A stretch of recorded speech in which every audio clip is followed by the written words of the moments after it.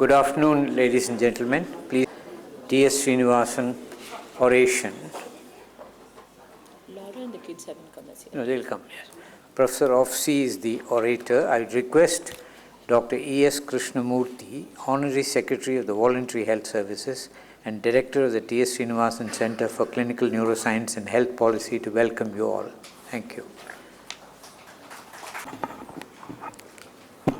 Mr. Venu Srinivasan, Professor Osi, Professor Srinivas, distinguished guests, ladies and gentlemen. It's a great honor to be here to welcome all of you on behalf of the TS Srinivasan Center for Clinical Neurosciences and Health Policy at the Voluntary Health Services. I have the unique responsibility of being involved with both organizations, the TS Srinivasan Center as a department within the Voluntary Health Services and the VHS itself. VHS is a unique organization because it is a visionary experiment by Professor Sanjeevi, who, when he retired as Professor of Medicine, felt that it was very important that the best care should happen also outside the government hospital environment. And in those days, there weren't that many good private hospitals. And he managed to get a large tract of land, about 25 acres, in what today is a very prime location. And he managed to establish this hospital with the goodwill of people. And we've had among our consistent supporters the Srinivasan family over the years. The hospital is unique in that it is supported almost entirely through private philanthropy and corporate social responsibility, working very effectively to deliver care to the have-nots. To give you a little example, 60% of our patients are treated free. Being treated free in VHS means that you pay rupees 20 a day for your bed. But in return, the government subsidizes the person for about 60 rupees, and the balance of the unit cost, which is 750 rupees per day, is borne through these donations. So the quantum of support that we require to run this hospital is very, very significant, and we are very, very fortunate that the people of Madras and the people of India in general, even today I get donations from all over the country, have been very kind to us, and I think it's a mark of respect to Dr. Sanjeevi, and after him Dr. Murli, who ably steered the hospital for 3 decades. The unique aspects of VHS also extend to community care. So we have 14 primary health centers, and these are also part of this experiment in that Professor Sanjeevi brought up the concept of community health nursing many, many years ago. And the community health nurses are those people who've been recruited from the community, and they are for the community, and they serve that community itself. And the doctors have a more limited role to play. We're also very unique in having laboratory technology courses and nutrition courses long before anyone else thought of those courses. Today, I think many, many places offer these things, but I think VHS pioneered many of these concepts. So it's a very pioneering public health organization. The TS Srinivasan Center is a center within the neurological sciences which focuses on academia, and which also focuses on developing good practice models which can be tried out elsewhere. And a lot of our work is related to identifying and developing good community health practices. And we are a living experiment in the sense that we operate a multidisciplinary model of functioning. Our department is not just doctors.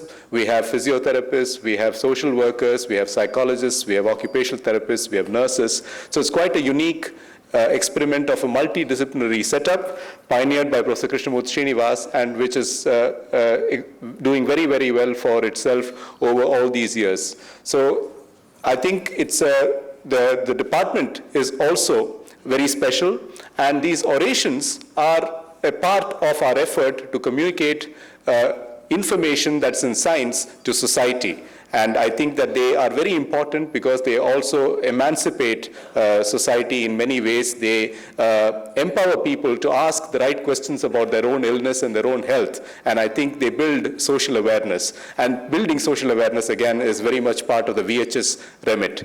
It's a great pleasure to have with us Professor Osi and to welcome him to Chennai, and his wife and children I think it's the first time we have a whole orator family visiting us, and we're very, very pleased to welcome all of you as a family. And also, we've had a 2-day conclave in which we have people from all over the country taking part in an effort to understand the whole area of the interface between the brain, mind, and soul, which has been an extremely successful and extremely interactive experience. And I'd like to welcome everyone who's come, not just from Chennai, but from all over. So it's with great pleasure that I welcome all of you here. Thank you so much. I will request the president of this function, Mr. Venu Srinivasan, to give his presidential address and along with that present the medal and scroll to today's orator. Thank you. Professor Srinivas, Professor Osi, Mrs. Osi, or Professor Osi, I should say, no, and distinguished members of the medical community, and ladies and gentlemen. It's indeed a great pleasure to be here today at the 30th oration of the TS Srinivasan Endowment Series. But I would like to first begin by paying homage and tribute to Dr. Murli, who for 30 years served as the Honorary Secretary of the Voluntary Health Service. He was a man of great modesty, humility, and sincere and devoted service. And he was a great source of strength and inspiration to the TS Srinivasan Center. It was 30 years ago, at the instigation is the right word, I think, Dr. Krishnamoorthy Srinivas, that we started this series of lectures. And I must thank him and Mahesh for the outstanding way in which they have built this into an institution. Started with some simple lectures, and slowly the lectures went on to become visiting faculty to different centers in India, and then became a workshop series. And I think it has evolved now into a far more significant and meaningful event. The most senior and distinguished neuroscientists from around the world have taken part in this program and shared their knowledge generously, and I would like to thank every one of them who have really made it possible for us to keep these lectures going. I'd like to request all of you to give your hand to all the 30 people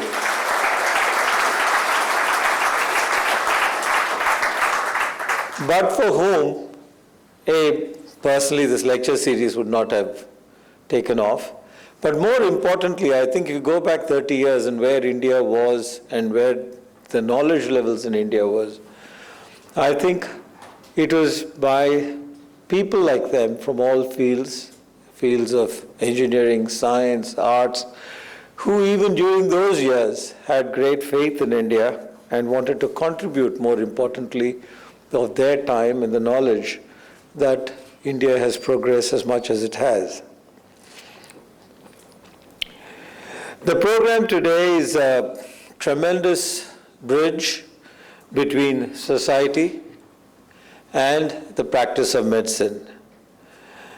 We've had orations, higher order brain functions, and I would like to remember Professor Trimble, who's here with us today, who lectured on literary creativity, 1998. Over this period, it was started at the Public Health Center and has now moved into its new home at the VHS Hospital. Today, this center is a recognized academic department. It teaches the clinical components of the Masters in Neuroscience program of the University of Madras. And I'm delighted that they're also getting their first batch of PhD students under the aegis of MGR Medical University in the areas of biomedical, neuroscience, neuropsychiatry, disability, and health outcomes research. It is carried through two thought processes, health policy areas very successfully. The concept of disability in epilepsy, together with the Indian Epilepsy Association, and future directions in cognition research with the National Brain Research Center. Apart from education, the TS Srinivasan Center has its priorities clinical training of higher order research leading to PhD and health and public policy development. Recognition has come for the TS Srinivasan Chair, Dr. Krishnamoorthy, with a fellowship of the FRCP. And I think he is one of those with exclusive club of physicians of the triple FRCP, and certainly the youngest from India.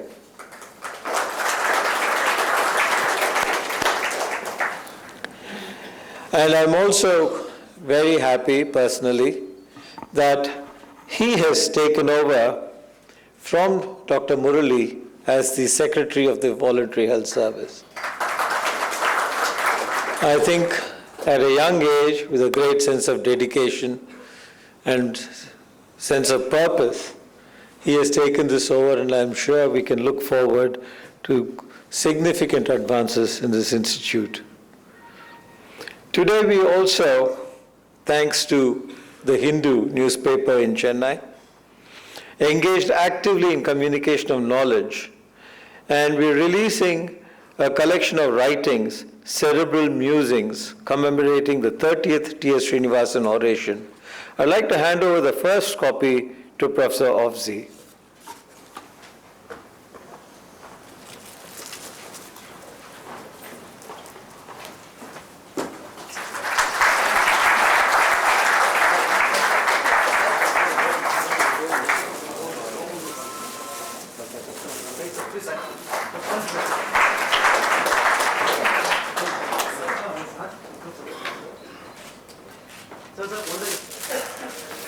Okay, thank you very much.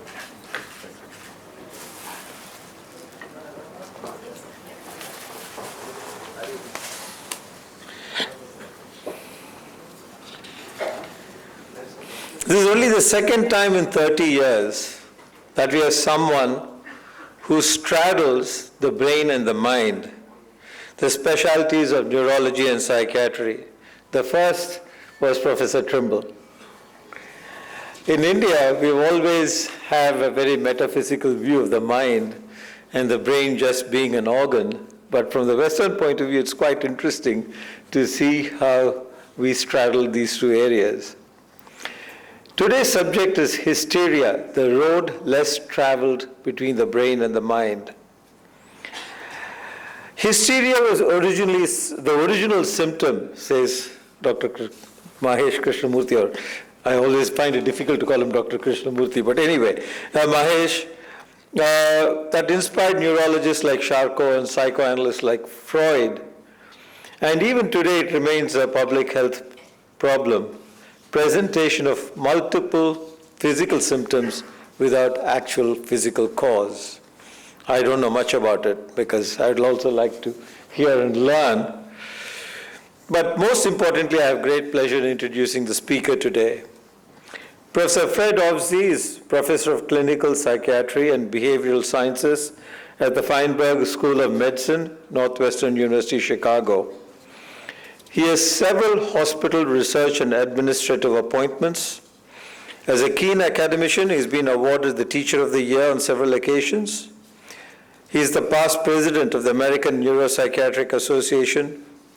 His areas of interest are clinical neuropsychiatry, movement disorders, and brain behavior research, subjects on which he has published, aside from articles tracing the history of neuropsychiatry from its early days. It's quite interesting to note that he started life with a degree, undergraduate degree, in philosophy before he entered the medical school at the University of Pennsylvania. He was appointed member of the dissertation committee in the Department of Philosophy, University of Chicago, and after an early stint at the Chicago Institute of Psychoanalysis, is continued as a member of Chicago Psychoanalytic Society and American Psychoanalytic Association, both from 1987 to 2003. Introducing him to the TS Srinivasan Center, Professor Trimble, who has been helping us put together our programs, and thank you, Professor Trimble, described him as the most knowledgeable clinical scientist, a rare combination of excellent clinical skills and scholarly erudition. I would like to welcome him and his family to Chennai and have great pleasure in presenting him with the 30th TS Srinivasan Medal and a scroll, and then invite him to deliver the lecture. Thank you very much.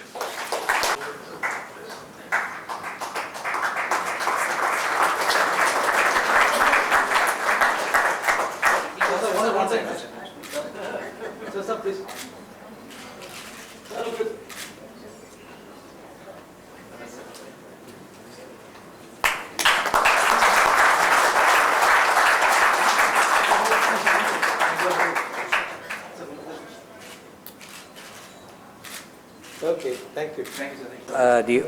Professor Osi gives his oration. I'd like Mrs. Mallika Srinivasan to present a bouquet to Professor Osi's wife, Dr. Laura Pedelti, MD, PhD. Laura.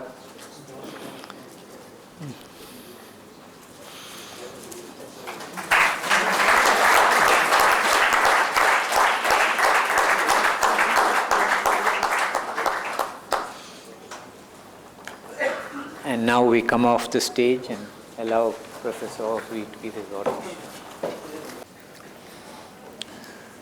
Mr. Srinivasan, Professor Srinivas, Professor Krishnamoorthy, Laura, ladies and gentlemen, thank you very much.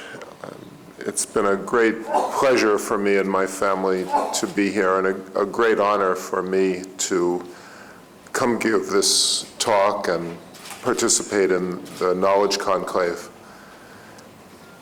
I've seen the list of previous speakers and seen the wall of pictures of the previous orators. Two of them, Jeffrey Cummings and Michael Trimble, are my old friends. One of them, David Marsden, the late David Marsden, was my hero when I worked for him briefly in 1981, and after that until his untimely death. The rest I know by reputation only, and I can say without a trace of false modesty that I do not belong in their company. But I will do the best I can to talk with you today about something that I think is of great interest and importance. This will be a historical talk. It will not be a clinical talk, although I will certainly address some clinical material. It will not be a philosophical talk, although again there will be philosophical material that comes up. And each of those byways could certainly be pursued at great length. But what I want to do is this. Here's the thesis of the talk.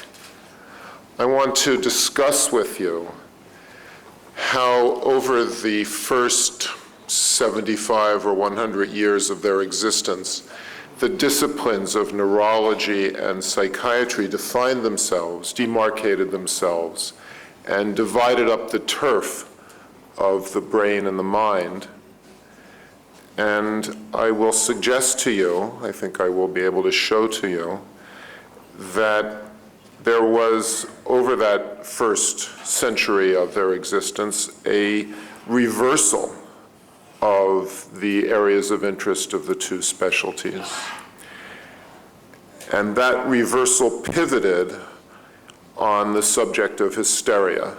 And so I will devote a little bit of attention to the history of hysteria in particular. So that's the thesis, and here's an introduction to it. Unfortunately for you, one of the side effects of a talk based on history is that the slides are very texty, lots of words, and I apologize in advance for reading to you. But this is an article from the New York Times, the leading newspaper in the United States, as you probably know. It appeared just a couple of months ago in December 2009, as I was preparing this talk. And it focuses on a hockey player, ice hockey player, who was found to have brain damage at autopsy. You may know that in the United States, people are absolutely mad about American football. It's a national passion. And with great dismay over the past few years, people have recognized that head injury, concussion, and its consequences are quite prevalent among football players, American football players. There have been some autopsy studies of these football players who died demented, and they proved to have chronic traumatic encephalopathy, the punch-drunk syndrome, the same thing that happens to professional boxers after one too many knockouts.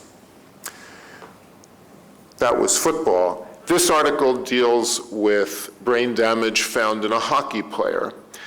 A deceased professional hockey player has been found to have had brain damage associated with repeated head trauma, connecting hockey for the first time to health risks linked to boxers and most recently football players. The hockey player's name was Fleming, and his son, Chris Fleming, said that his father went through decades of emotional problems after retiring. He was found to be manic depressive in his early 40s, drank excessively during that period, and exhibited striking short-term memory problems in the 50s. Chris Fleming said that his father had trouble controlling his temper his entire life. That was one of the reasons for his hockey success, but that it worsened post-retirement. He'd get in fistfights with people on the street and kicked out of the racetrack, Chris Fleming said. It just didn't make sense, someone snapping so quickly and violently. Other hockey players didn't stay like that, but he didn't know how to react. And the article goes on to describe the problems in more detail, and then comes to a comment by the neuropathologist who says, "This is not a psychiatric disorder or a post-career adjustment issue. The individual is struggling with a disease that is short-circuiting his nerve connections inside the brain," McKee said. "That is compromising his ability to deal with the world as he used to. I can't imagine the chaos that these individuals are suffering." Now, some of us might think that a person who has emotional problems, is found to be manic depressive, drinks excessively, has short-term memory problems, gets into fistfights, and so on, in fact, does have a psychiatric problem. But the way this physician, this neuropathologist looked at it, psychiatry has to do with post-career adjustment. And this problem, which has to do with brain connections, is not psychiatry. This is something different, according to her. What I want to do with you today is try to describe how it came to be that people looked at things that way, because that is not how it started out. People talk about learning lessons from history, and I suppose we can learn lessons from history, although history is a Delphic teacher at best. What lessons we learn would depend on what questions we ask. But what history clearly can do is shake us out of a numbing sense of naturalness and reality, that things have to be the way they are, because things don't have to be the way they are, and things didn't start out the way they are in this instance. And I want to discuss with you how things started out and what came after that. Things started out for psychiatry in the asylum, the lunatic asylum. This is one of many pictures of an asylum. It happens to be the Colney Hatch Asylum in North London. This is the name from which the term booby hatch came. You see the large, imposing Victorian building separated from the world by a heavy iron gate and a high wall. What's very important to realize is that asylums did not come to be because psychiatrists thought that they would be a good way of taking care of patients. Just the opposite is true. Asylums brought into being the specialty of psychiatry. Asylums came first. And as the American historian of psychiatry, Gerald Grob, says, psychiatry was shaped by the institutional setting within which it was born and grew. Many of the dominant characteristics of psychiatric thought were but rationalizations of existing conditions. Well, why did asylums come to be in the first third of the middle third of the 19th century? Why did these institutions pop up all across Europe and the United States?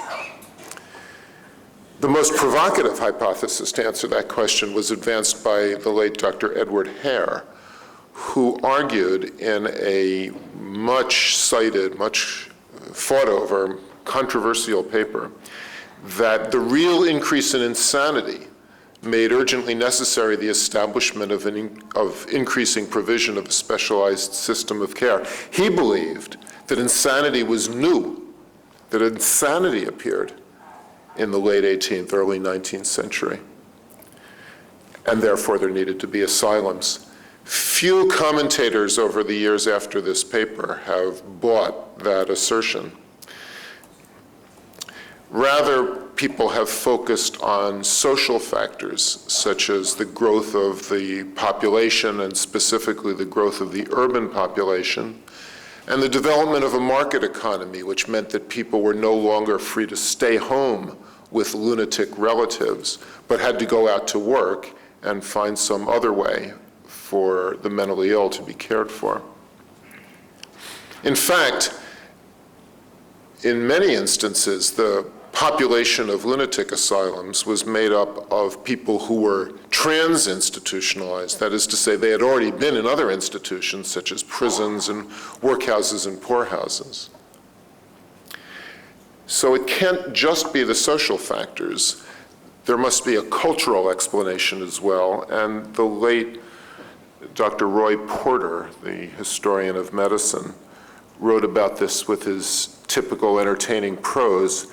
He said that entrepreneurs sprouted in many fields. Mad houses and mad doctors arose from the same soil which generated demand for general practitioners, dancing masters, man midwives, face painters, drawing tutors, estate managers, landscape gardeners, architects, journalists, and that host of other white-collar service and quasi-professional occupations which society, with increased economic surplus and pretensions to civilization, first found it could afford and soon found it could not do without. Psychiatrists arose in that context.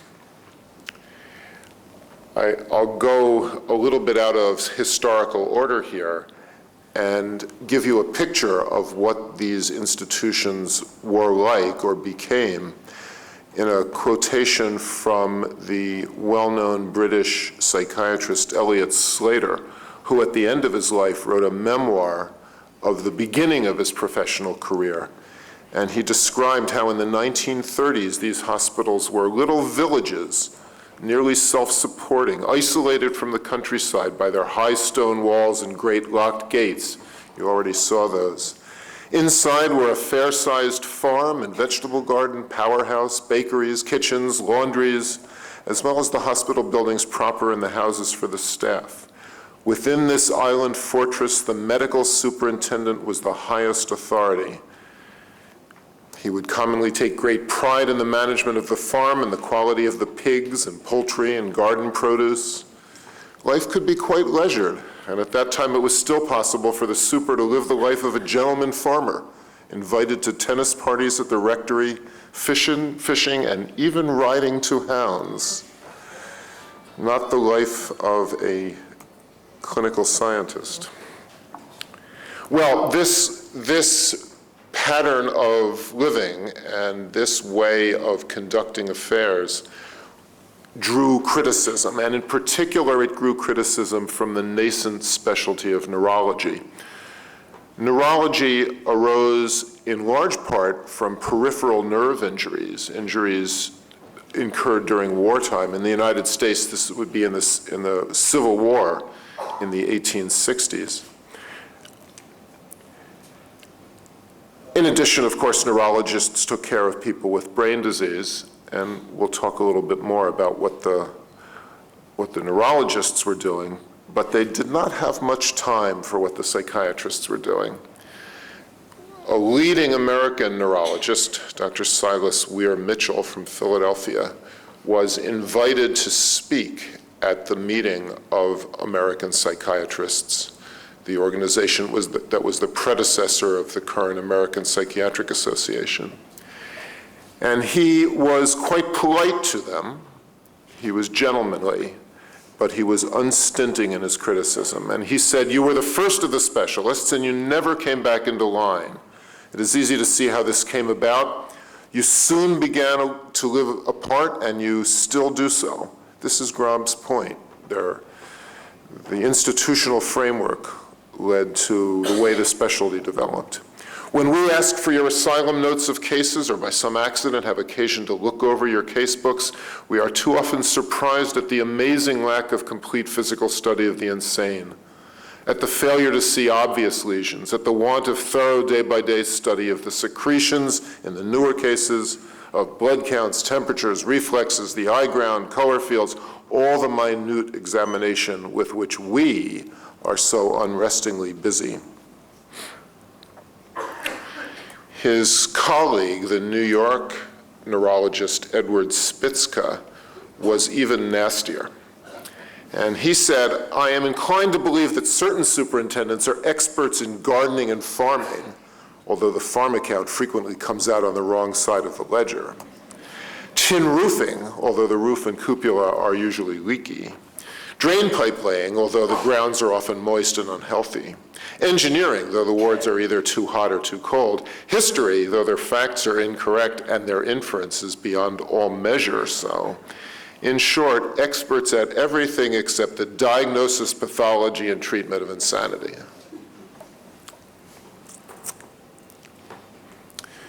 Well, needless to say, this did draw a response from the psychiatrists.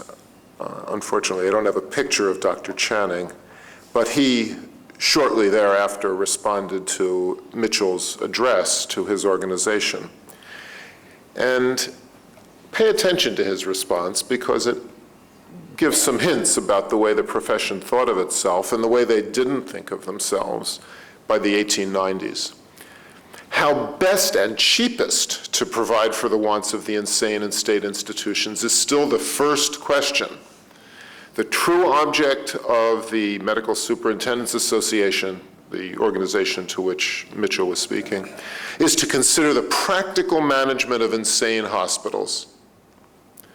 The medical superintendent, whatever he may wish to be, is essentially an executive officer, and if he is deficient in practical utility, though he might write a volume on the cerebral anatomy of a spider, would be of no value whatsoever. They are not neurologists or psychiatrists and should not set out to be. Their work is one of the broadest humanity, namely that of giving rest and succor to as many of a wretched and neglected class as a niggardly and ignorant public will allow. It's hard to quarrel with the nobility of his compassion, but his ideas about what will lead psychiatry into the future, being an executive of an institution as against being a scientist, might raise some questions. Well, he might have taken a different line of attack, or defense, I should say, because it's now possible to look back at the asylums of the 19th century and try to figure out what kinds of patients made up that population. And I've had the chance to look at a modest number, a dozen or two, histories of individual asylums that give accountings of the kinds of patients who were admitted. And it's very clear that these institutions were chock-a-block with patients with brain disease. Bucknell and Tuke, two prominent English psychiatrists, wrote in their textbook that 6% of cases admitted to English asylums had epilepsy. These patients were excluded from private care because their prognosis was considered to be poor. They ended up at public institutions because they wouldn't be cared for at private institutions. And at the same time, the public mental hospitals were full of patients seizing away. William Gowers, the famous British neurologist, wrote that he had never seen death from status epilepticus, which, as he said, must be very rare, at any rate outside of asylums for the insane, where it was by no means rare. Some 10 to 20% of admissions in the middle of the 19th century were patients with neurosyphilis, general paresis of the insane. General paresis of the insane had been known since the 1820s to be an organic brain disease. The pathology had been described by a Frenchman named Bale. It wasn't known at that time to be associated with syphilis, but it was clear that it was a brain disease, and these patients thronged to the asylums, also excluded from private care, and never improving, so staying there until they died, as they inevitably did from general paresis of the insane. The elderly ended up in the lunatic asylums, alcoholics ended up in the lunatic asylums, the mentally handicapped ended up in lunatic asylums, and overall it's possible to say that a quarter to a third of admissions had organic disease of the brain, even by the very limited diagnostic techniques of the middle of the 19th century. A third to a quarter of admissions, but an even higher prevalence of patients in the asylum because these patients did not get better and stayed indefinitely. Well, what were the neurologists up to at this time?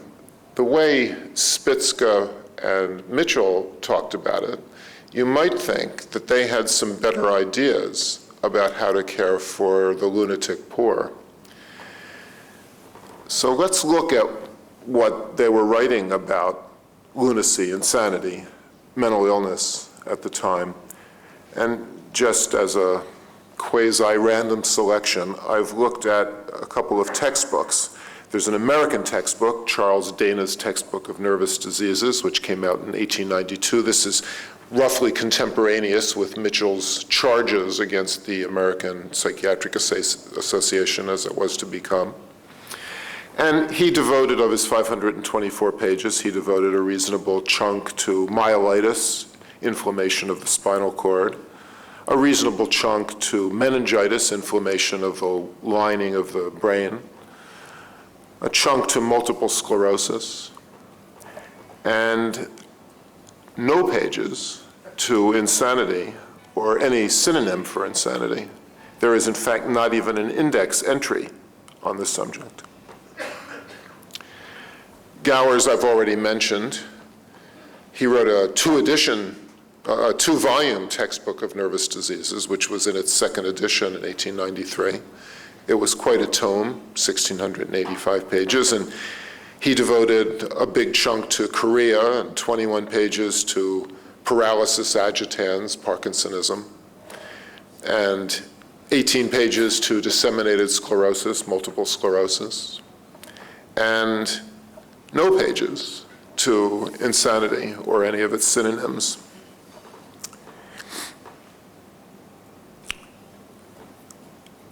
Gowers did have a few index entries that lead to references to insanity, and here's the most sustained comment he has to make.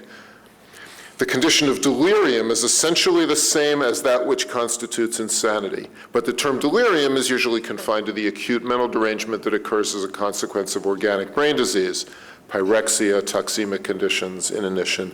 The similar mental state which occurs apart from these conditions and which constitutes the sole evidence of disease is regarded as insanity. I suggest to you that these are the words of someone deeply uninterested in the topic of insanity.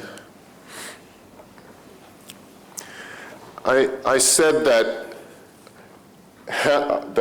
Channing, the psychiatrist who defended psychiatry against the charges of Silas Weir Mitchell, might have taken a different tack because his institutions were full of patients with organic brain disease, and they knew it, and they wrote about it. And so I just have, since 1894 was the year in which Mitchell made these charges, I've just selected some of the headlines, some of the topics, some of the titles of articles from the American Journal of Insanity of that year. On the care of epileptics, the physical basis of insanity and the insane diathesis by William A. White, who wrote, it is readily seen that insanity is nothing more or less than a symptom complex of cortical disease. The trophoneurosis of heretic dementia, general paresis of the insane.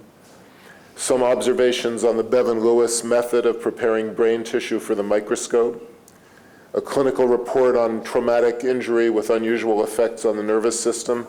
And then it's impossible for you to read, I'm sure, but because Mitchell had specifically pointed out that the psychiatrists were not looking at the secretions in acute cases, I excerpted this book review of a clinical manual, a guide to the practical examination of the excretions, secretions, and blood for the use of physicians and students. That was reviewed in the American Journal of Insanity. The psychiatrists were very interested in this. They knew they had patients with brain disease under their care, and they were very interested in the subject. The best example of this occurred in Yorkshire, in England, where the lunatic asylum, the local lunatic asylum, was under the direction of James Crichton Browne, later Sir James Crichton Browne. And for 6 years, they published the West Riding Lunatic Asylum Hospital reports, medical reports, which contained articles of great interest about brain disease. That journal ceased publishing, but in its place, the journal Brain began under the editorship of Bucknell, a psychiatrist, Crichton Browne, a psychiatrist, David Ferrier, later Sir David Ferrier, an eminent neurophysiologist, and John Hewlings Jackson, the great genius of British neurology, whom I will talk about a little more in a bit.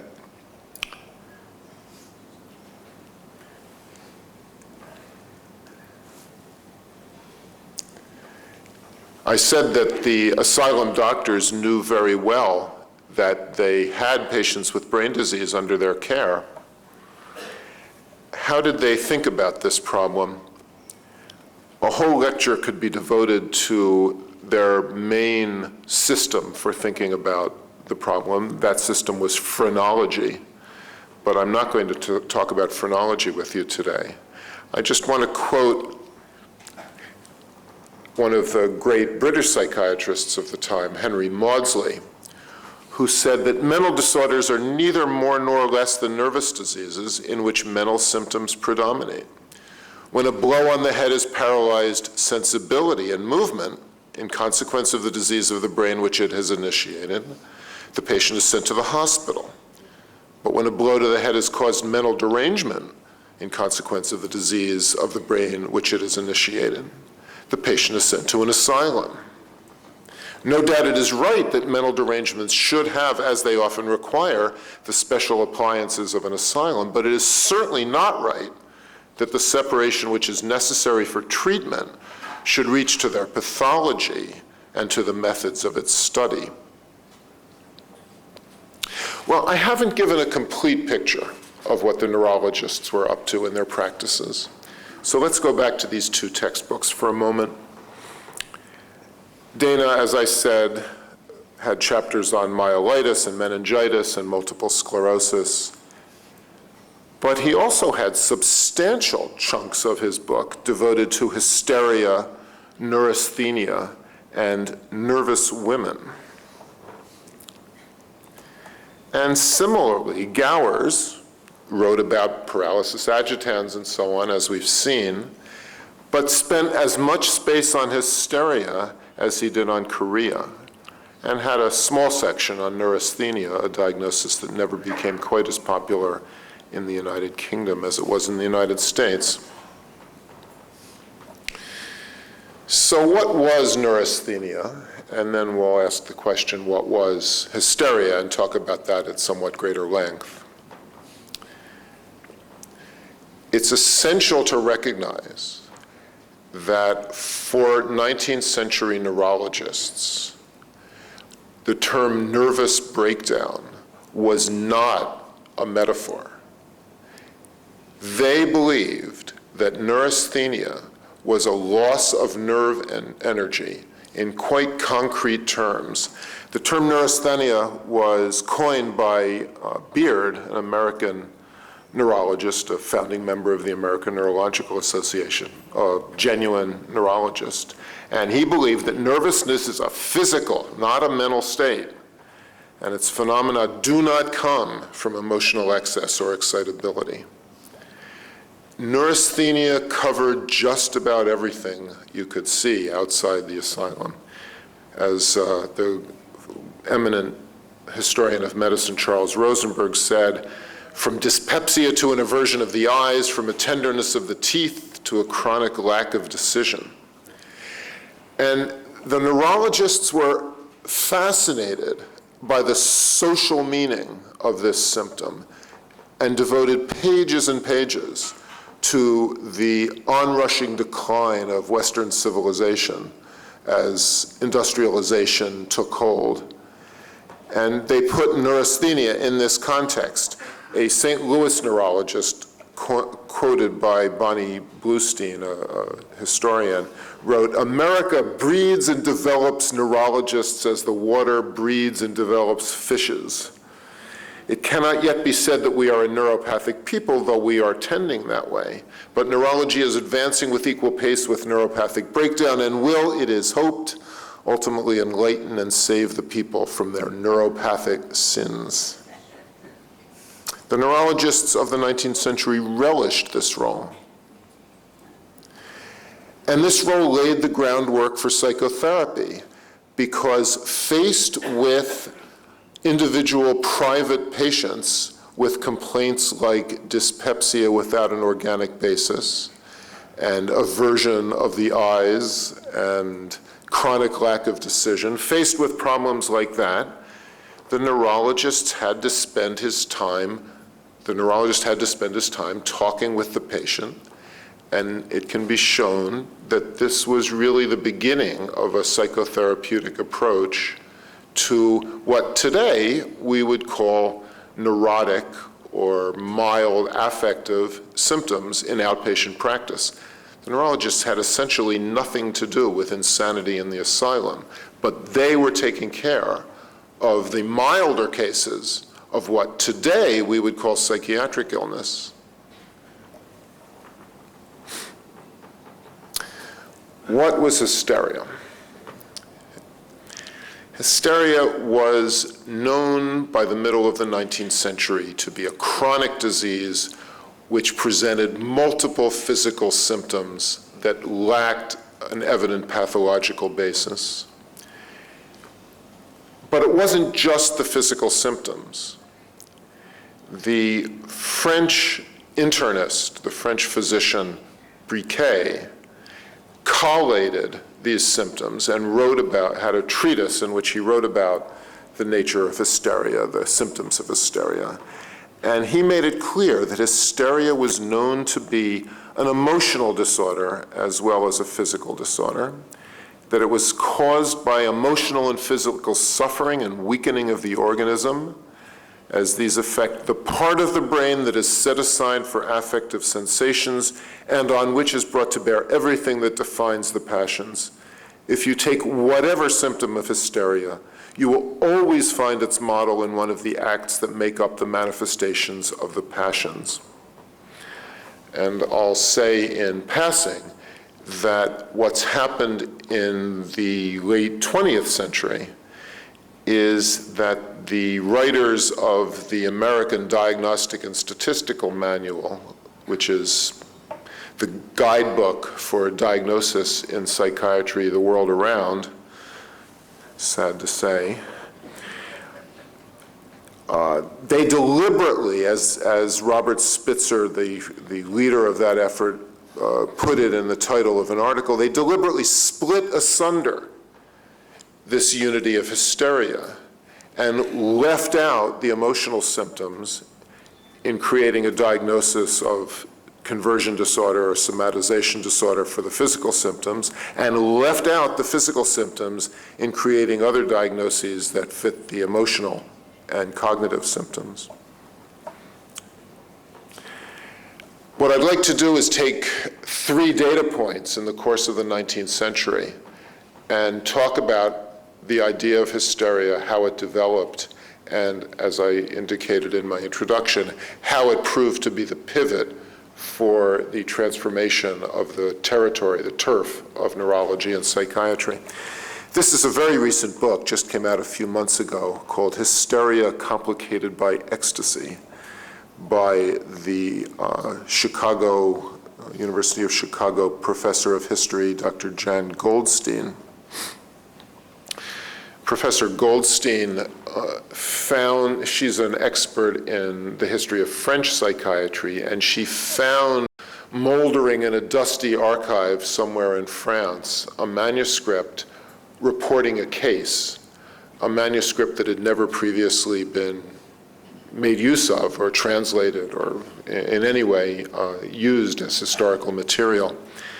And the manuscript was created by a physician in Savoy, which was at that time part of France, although it passed back and forth between France and Italy over the years. A physician named Despines had recorded the case, and then he passed his manuscript along to a Parisian physician named Bertrand, who commented on it and wrote his own commentary. So the manuscript shows not only the provincial, but also the central Parisian idea of what hysteria was at the time. And the case involved an 18-year-old girl who in 1822 developed convulsions, lethargy, episodic catalepsy, that is unusual postures, somnambulism, that is sleepwalking, and a symptom called transport des sens, which you may never have heard of and which I had never heard of until I read this book. Transport des sens is an unusual symptom, to say the least, in which the senses are transferred from one part of the body to another, so that, for example, a person becomes able to hear only through the left hand, or becomes able to see only through the right breast. And this girl, Nanette, had that symptom. In her case, it was precipitated by what Despines recorded as repeated frights caused her by an evil person, a rural policeman, who on several occasions tried to offend her modesty. We're left in some doubt about exactly what he did. Well, I'm not going to try to summarize the case for you, but the conclusion of the physicians was that the ideas of the patient, as influenced by those surrounding her, played an almost exclusive role in the development of her symptoms, the ideas of the patient. My next data point is a well-known article by the very eminent London physician, Sir John Russell Reynolds. Reynolds wrote in, what year, 1869, this paper called Remarks on Paralysis and Other Disorders of Motion and Sensation Dependent on Idea. Now, in fact, that's the title, but in fact, in the text, he makes it clear that he's talking not just about ideas, but records that